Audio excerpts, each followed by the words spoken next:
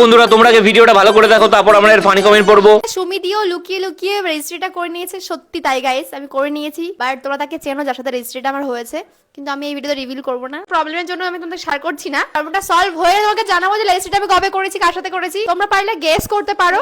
তো চলিয়ে শুরু করতে হ্যাঁ। পিন্টু নাং আবার কে?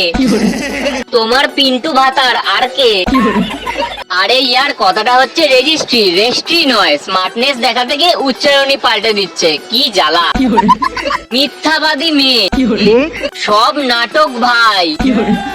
শেয়ার না না সর। তোমাকে দেখলেই মনে হয় জঙ্গলে চলে এসেছি। এরা এত নাটক করার সময় পায় কোথায়?